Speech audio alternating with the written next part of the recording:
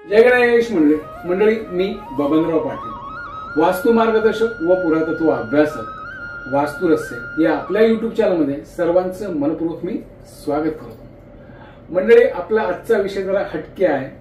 हा शब्द तुम्ही कैक वेळा तुम्ही ऐकला असेल आणि हा शब्द जास्त करून गावाखेड्याकडे खूप आपण मोठ्या प्रमाणामध्ये आपण ऐकतो आणि त्याचा आपण उच्चारण करतो, त्याच्यावर आपण काम करतो। तो शब्द म्हणजे सातबाऱ्याचा उतारा।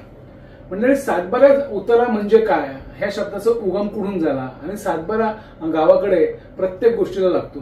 कुणाला जमीन विकत घ्यायची, सातबाराचा उतारा, कुणाला सरकारी कर्ज घ्यायचंय, सातबाराचा उतारा, कुणाला घर बांधायचंय, सातबाराचा उतारा।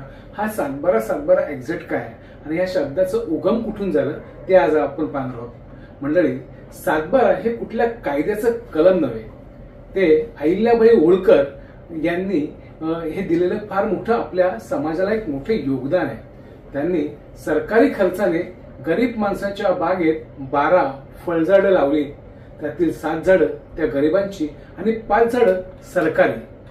12 झाडांची निगा राखून 7 झाडांची फळं स्वतःला घ्यायची आणि राहिलेल्या 5 झाडांची फळं सरकारी जमा करायची, याला सातबारा असं म्हणू लागले। गरिबांना फळे मिळावीत म्हणून एक सरकारी दस्तावेज निर्माण करून त्या झाडांची नोंद करण्यात आली आणि या नोंदीच्या उताराला सातबाराचा उतारा म्हणण्याचा प्रघात पडला। ती आजपर्यंत चालू आहे। धन्य त्या महाराणी, धन्य त्या आणि धन्य त्यांचं समाजासाठी असलेलं प्रेम। त्यामुळे मंडळी, सातबारा या शब्दाचा उगम हे अशा प्रकारे झाला। माहिती तुम्हाला छान वाटली असेल तर नक्कीच शेअर करा। तुर्तास इथे संपतो। धन्यवाद। जय गणेश।